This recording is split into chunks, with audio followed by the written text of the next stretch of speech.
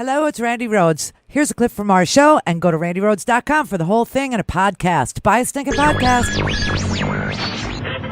Mary had a little man. The fall. We believe that all men are created equal. To the magnificent mosaic that is America. From radio beacon to radio beacon. I have a dream today. Change has come to America. Believe me. Knock, knock. Who's there? It's a figment of your imagination. Randi Rhodes Show. Turn up your mind. Here's Senator Chris Murphy just a few minutes ago. The damage that has been done already, just in the last 4 days, to American security interests in the region is perhaps irreparable. The Soleimani attack restarted the entirety of Iran's nuclear weapons program. It is on its way to getting us kicked out of Iraq. It has shuttered our counter-ISIS operations in the region. All of that provides grave danger to the United States, and I just don't know whether we can turn all of that around. Maybe we are no longer on a war in a conventional sense with Iran, but right now ISIS is stronger. Right now Iran is stronger. Right now the region is less stable. All of that's bad. All of that's bad. That's what this man did, okay? I just want you to understand what he inherited versus what he's created. So when he came into office, there was a JCPOA. It was a joint agreement to proceed to stop enriching uranium. Iraq agreed to it.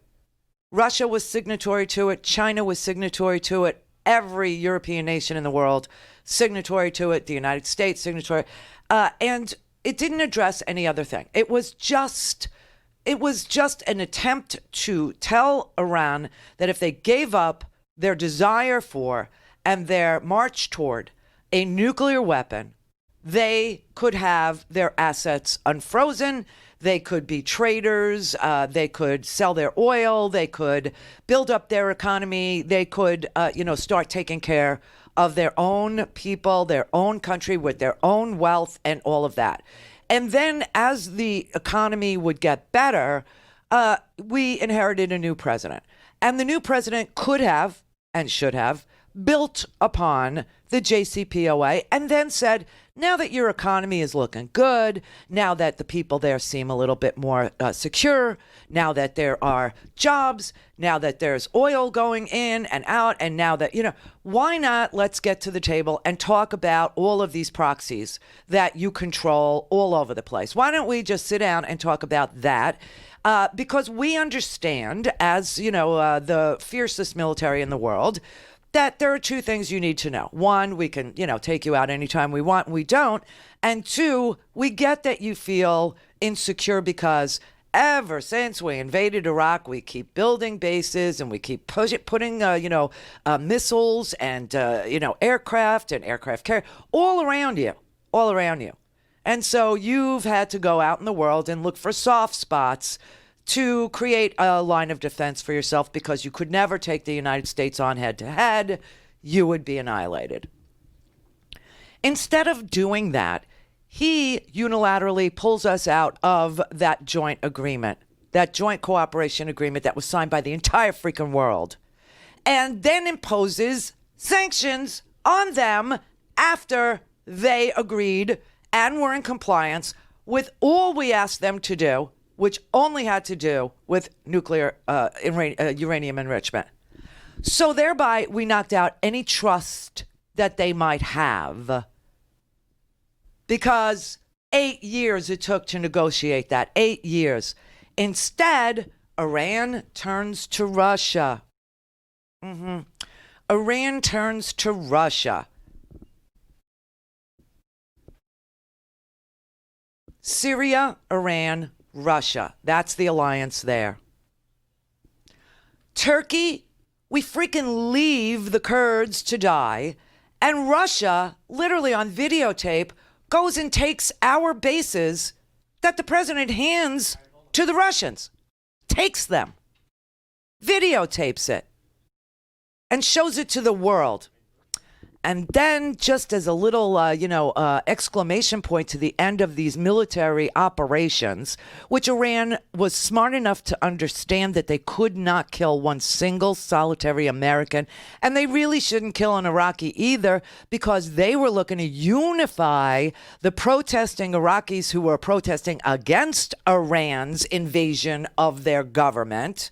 They were protesting against Iran's elite becoming members of the Iraqi parliament. They were protesting the Iraqi thievery. They were the Iranian thievery, right? They were all out on the street. They've been out there for 3 months. So now all of a sudden, we go in there and we unify them all with Iran. Why would that be a bad idea? Now, Russia is aligned with Iran in Syria, took our bases in Turkey. And as this thing was coming to an end last night with no casualties, thank God, all of a sudden a Ukrainian airplane, Ukrainian International Airlines, has a flight that's leaving Tehran, and it's loaded up with Canadians, a few Brits, mostly Iranian people, right? I think there were 70 Iranians. There were a bunch of Canadians, a bunch of British passengers, a couple of Germans, right? And all of a sudden, this 3-year-old airplane, one of the most, never had a service problem, never had anything wrong with it, ever. All the service records clearly show this plane was only 3 years old. It had a perfect record, blah, blah, blah.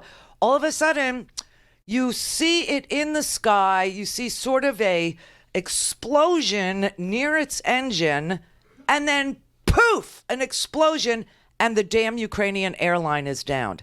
You think that wasn't part of it? Because I think it was.